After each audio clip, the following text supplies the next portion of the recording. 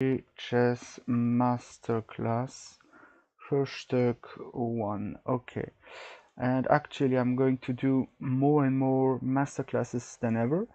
I just have to change the miniature, and then I'm going to start the stream. Actually, if you're not on the stream right now, you can, and you're just there because you're seeing the video, you can actually subscribe to the channel in order not to miss all my future uploads. In every case, I'm just waiting 2 seconds till someone comes here. It's pretty important for me because I just want to be sure that everything will be fine. Just a small text. 2000 Fide. Okay, good. This is actually a special lecture about, and you'll see the theme in a few milliseconds. I just have to add this miniature, then we can start. Hello to the people on the chat. It's fine and pretty cool to see you. Actually, the theme today is thinking during your chess game, because I do know that just doing some special topics and talking about one specific things is not what you prefer. So I'm just going to show you everything during a chess game. I'm going to show you how to think, how to take in consideration every informations, and so on. So I'm just going to put the first game. The first game is there. Yes, this is the game. Perfect. Do you see the chessboard? Yes, you are. So, okay. We're just going to analyze the game and let's go. It is actually a game I played with the black pieces today. No, 3 days ago on lichess. It's a game I played against the 2200, and you know, 2200 on lichess is already a good level. So I will take this game in consideration just to show you how to think during your chess game. If you're interested in more private chess lessons, you can just add me on lichess, gghjk. I'm just going to answer you. In every case, let's just start. He started with e4, I played c6. This is a Caro-Kann defense. If you want me to play some specific openings, just tell it in the comment section. I'll be there in order to answer you. He played knight f3, I played d5, and ed, cd. Actually, this is probably a reason why many grandmasters do not play the Caro-Kann defense anymore. The problem with the Caro-Kann defense is that you're letting some potential for the white camp by choosing the position they want to play. For example, here my opponent could have gone knight c3 or e5. e5 is not so good, but it's still a move. But he took, I took, and d4.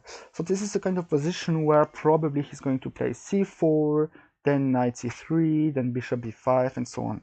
I play knight f6, bishop b5, bishop d7. If I go there, for example, there is actually no problem, but I do not like this kind of position. Probably it's still playable and probably it's good, like bishop d7, everything is fine, but I just don't like it. So I played bishop d7, he played knight c3, and I just took on b5. The reason why I took on b5 is pretty simple to explain. The knight will be very bad on b5, and after queen a5 he has to go back on c3. Then after knight c6, for example, and e6, I'm just going to put so much pressure on him. And you see, for this kind of moves you don't need to learn the theory. For example, this position right now, there is nothing to think about. Like, just play this kind of position because you want to have two open bishops. This is the only thing you have to keep in mind, because I already saw so many chess players who just didn't like their positions because, yes, in theory I shouldn't have gone there, and so on. It's just so stupid. I can't even comment this. Like, okay, knight e3, knight f6, e6, a3, and bishop d6. You see, I do not need to know the theory for all these moves.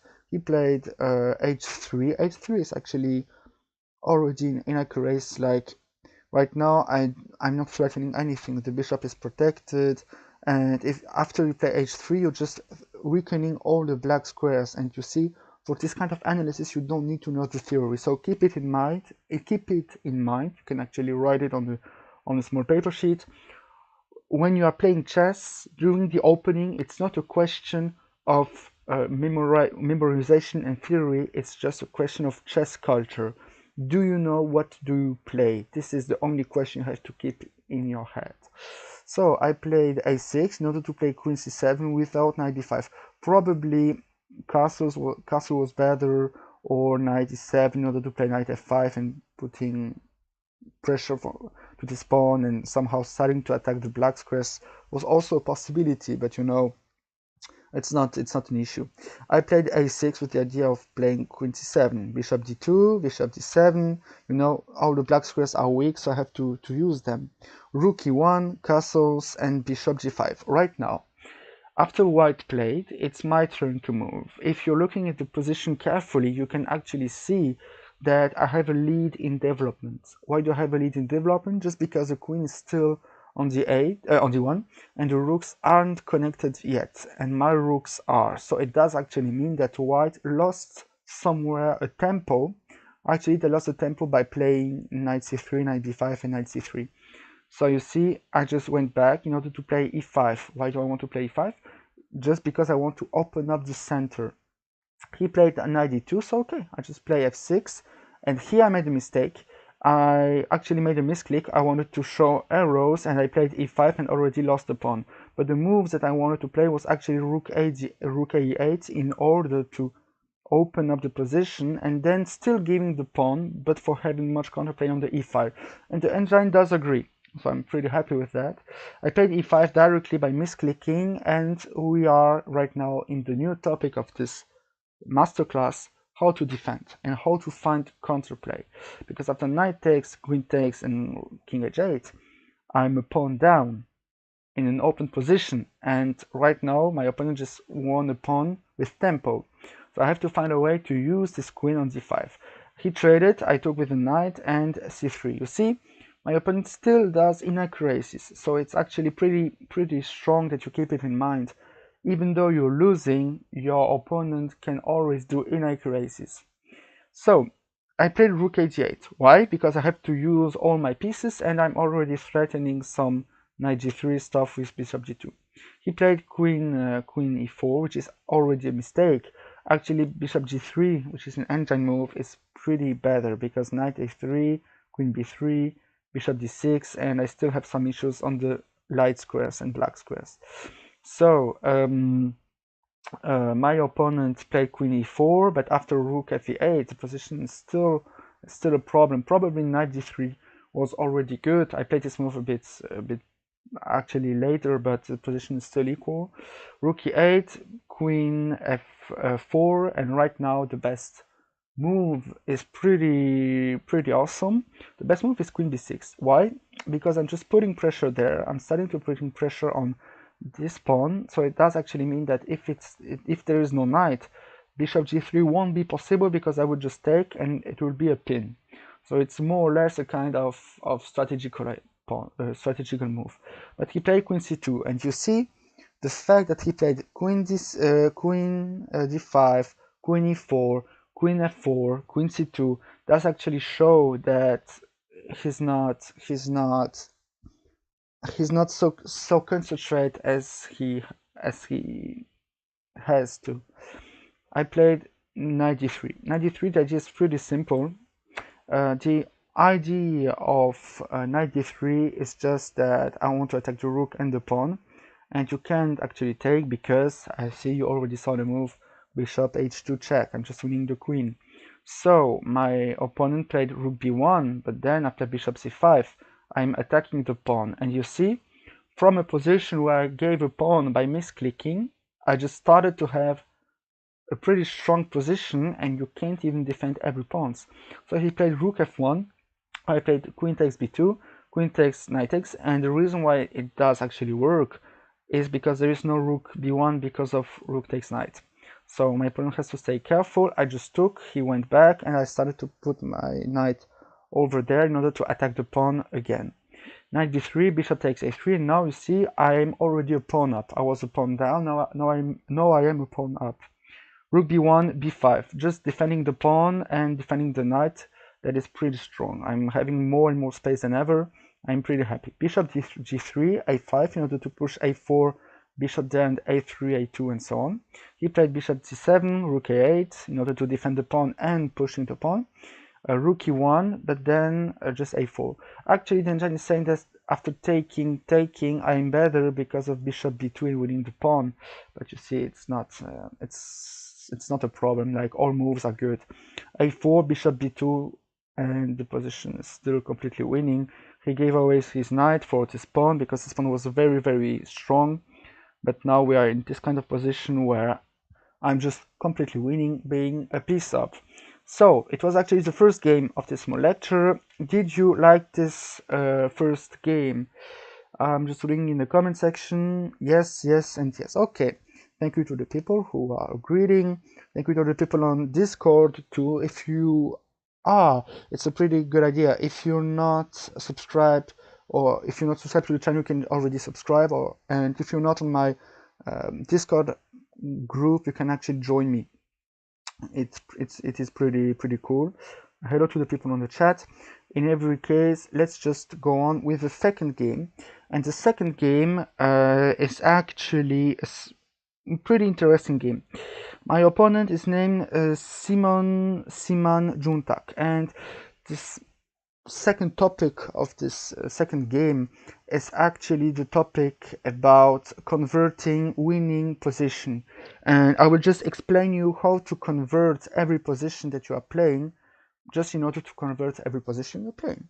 And I mean winning positions, because you can't win, you can convert losing position. You have to play first, and then probably something will go in your sense, but you have to stay concentrated. In every case, let's go with the second game. I played again with the black pieces against the 2300 and 2262, but okay. E4, C6, like always, the Sicilian defense, the Caro-Kann defense. And you see my opponent already started with a pretty strange move. He played G3. G3 is probably a move that we can all understand because it's easy and so on.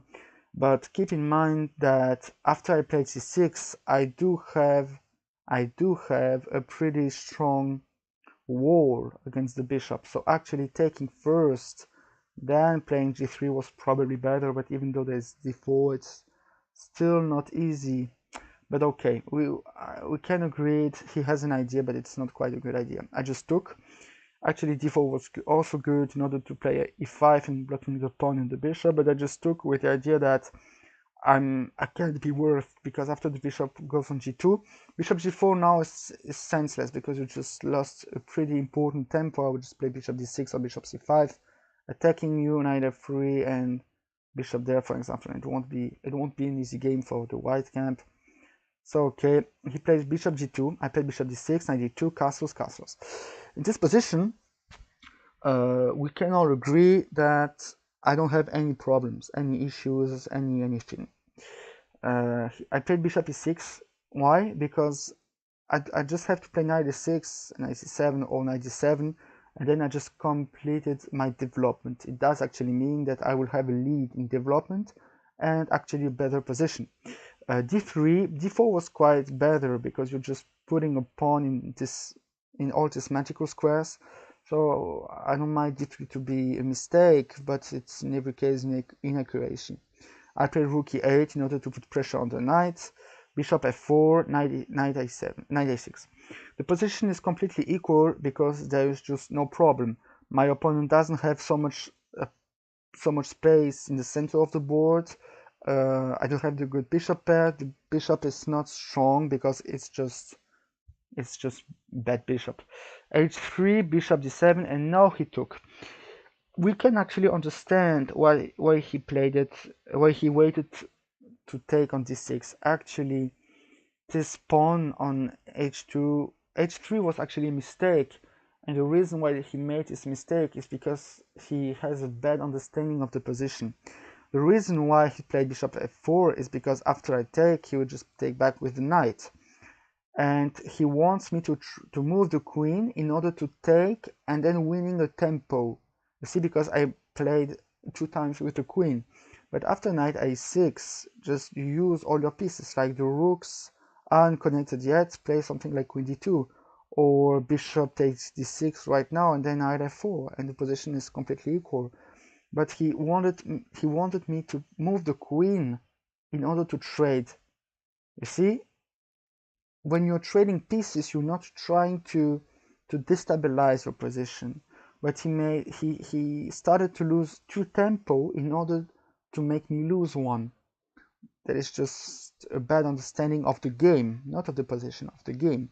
Knight f4, knight c7, and you see my queen is pretty good centralized. I'm just happy with what I got. I can just play rook d8. I just completed my development. Rook d8, bishop d5. I'm just going to trade everything in order to have a pretty centralized and pretty strong queen on the light squares. I just took, he took, and now queen g4. And this is actually the best moment of the game. In a Caro-Kann defense, you are always happy with the black camp or even with the white camp if you have a knight against a bishop. Why? Because of this pawn. Because of these pawns. Because of the pawn on c6, the black squares are weak, but because of this pawn, the light squares are weak, and nobody is controlling e4. So you're actually pretty happy if you have a knight on e4. And with the black camp, you're happy if you have a knight on e5, because the pawn is usually on d4 and already on d5, so you're pretty happy with a knight on e5. So he just gave me this knight, and he thought, yeah, I have a bishop is stronger than knight, let's go. But it's not. I played knight b4 in order to attack the pawn and starting to create some problems.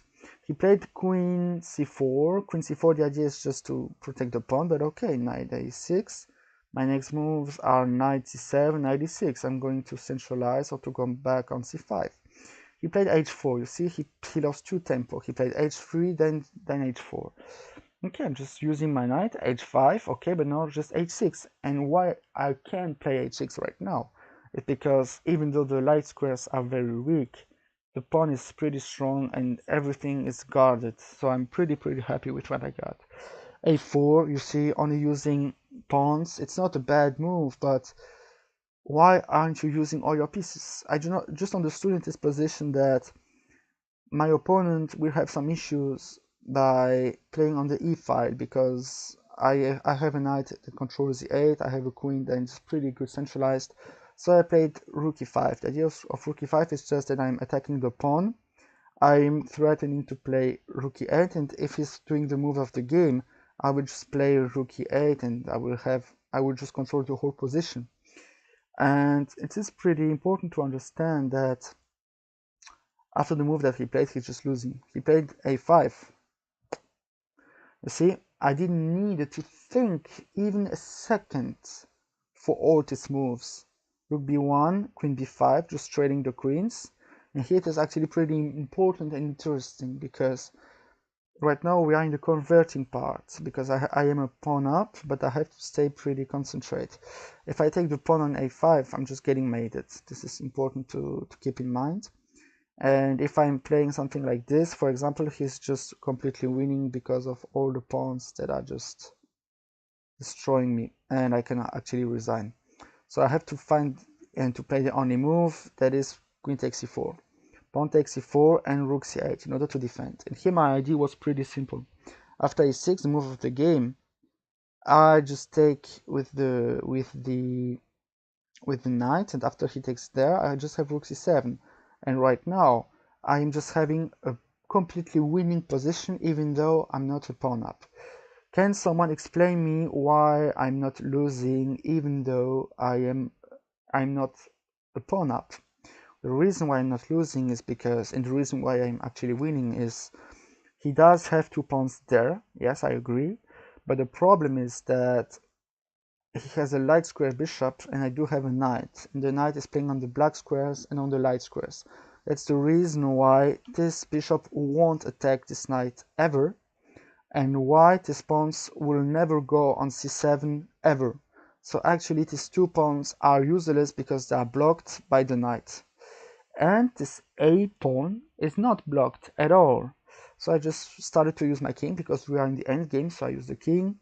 King e7, c5 is actually already a blunder, he can already resign. In this position after king there, for example, I would just come there, bishop e4 in order to defend everything, this for example, and knight there, and the reason why he can actually resign is because I'm just going to push all my pawns and he can't do anything about it. Yeah, it's just completely winning.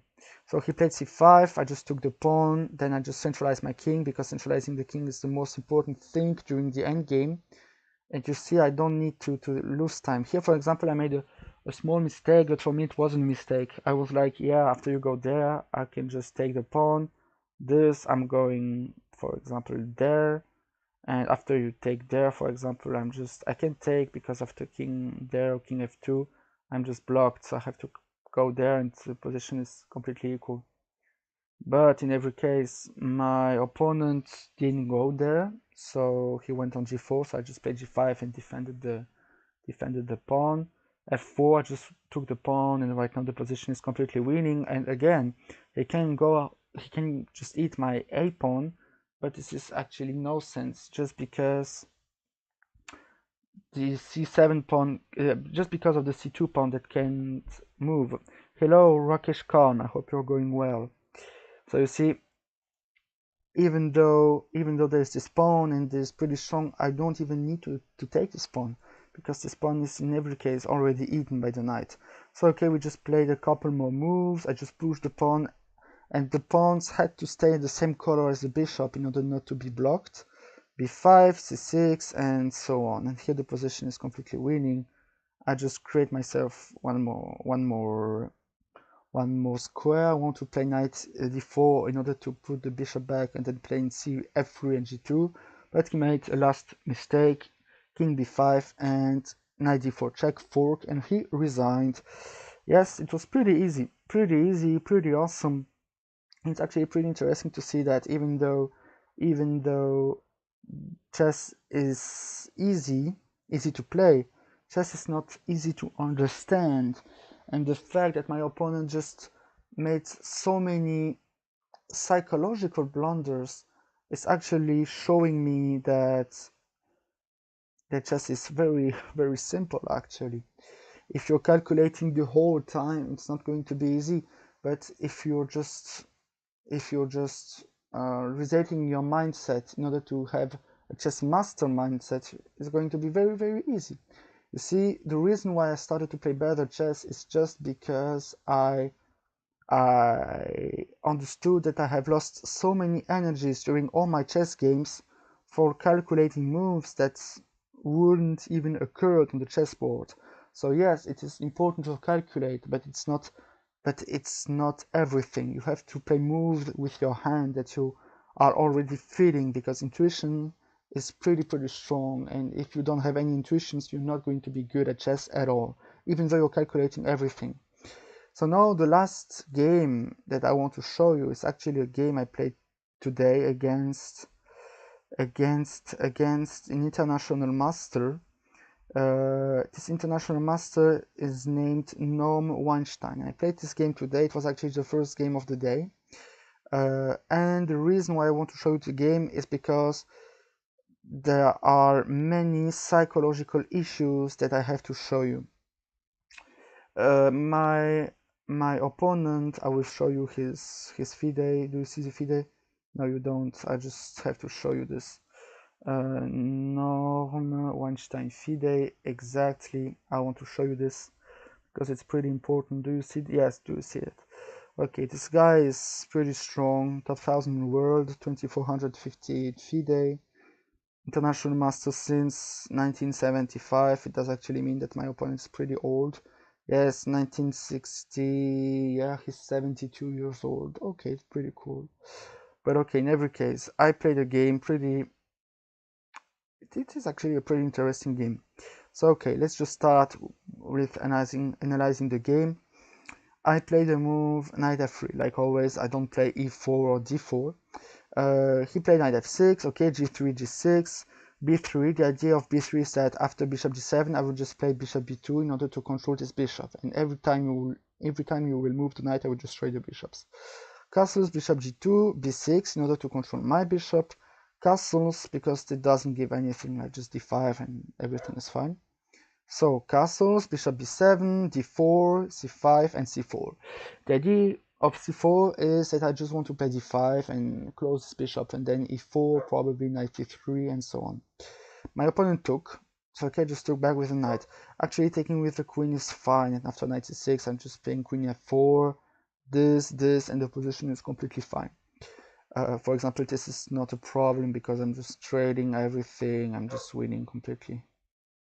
Yeah, and yeah. Okay, in every case, I played knight takes, bishop takes, king takes g2, knight c6. Okay, we just traded, and I developed my knight. The reason why I'm developing the knight and not trading the queens yet is because I didn't accomplish my development, so now I would have a small problem on the 7th rank. Yeah, so my opponent didn't trade the queens, he played queen c7, I played queen c2. The reason why he went there is just to put the rook in the center of the board. And you see, it is just an international master, but he's thinking like we are. It's a normal human. Queen c2, rook d8, rook d1, and he started to trade in order to let me trade and then having some play on the d5. I played h3 and he played h5. h5 is actually already an inaccuracy, even though it is not a mistake or a blunder, it is a small inaccuracy. He played h5. Why? Because the g5 square is weak, and you see it will be very determinant during the rest of the game. I play rook takes, queen takes, and queen d3. The idea is to play knight and bishop endgame, and this kind of endgames are very, very hard. He played king f8, and right now I decided directly to play a pawn endgame. Knight e4, knight takes, and this. And right now I still don't know, because I was in a Zen mode, I didn't knew at all that my opponent was 2400 rated and that he was an international master. I still didn't knew it. I just played some normal moves. I just developed my king. He wanted to go on c5, so I played b4, a5, and here is the moment where I checked who my opponent is. I checked this and I already saw something very important. I saw it is an international master. And for me, a random Fide master, it is pretty important to show that yes, I can also be an international master.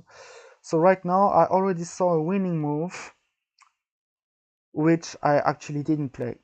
I saw the move, but I was like, yeah, but this guy is an international master. He saw something. I played a3, f5, and here I saw the move again, but I couldn't figure out. I just couldn't. I was like, no, it's not possible that it works. And you see, I will explain you this again, and you are going to understand what I'm talking about. Here the winning move is c5. BC, and now I'm just taking there, and after I'm taking there, the position is completely winning. The reason why I didn't understand that it's winning is because I was like, no, the king would just come there and control everything. Yeah, but just take there, and after he takes, you're just going there. If he goes there, you go there. This, he can't protect the pawn, he has to take, you're taking, and it is actually winning. H4, this, and I'm just winning all the pawns. I'm completely winning. So, king d5 is probably better. But you see, for me, the idea that he can come there and I can come over here didn't occur in my mind. Why? Because I was like, oh, international master, he is stronger.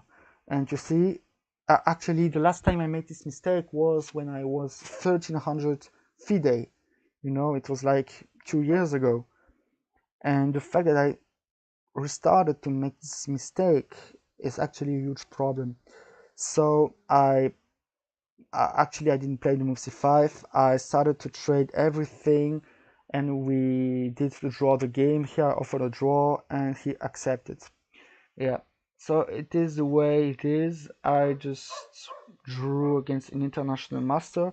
I'm still happy, and I was very, very happy with that. But it's not good. It's not good. It shouldn't be a draw. I should have actually won the game, but just because he was an international master, I was afraid. So it was a mistake. I do accept this, but at the same time, it wasn't like, yeah, it is an international master, don't play the move. It was more like, yeah, don't risk, don't try to win, don't try to win. And at the same time, it wasn't so clear in my mind. At the same time, I was like, actually, it was the first game of the day, so it's probably a reason why I didn't calculate at all. when I had 2 minutes, so it was important to look and to concentrate myself. But okay, it is just like this, and we can't change this anymore. I hope you enjoyed this small chess masterclass. If you have any more questions, just write in the comment section. If you want to have a good chess coach, just add me on lichess. I will write it again in the description of the live stream. Consider subscribing, sharing the upload, and take care since the new one. Bye.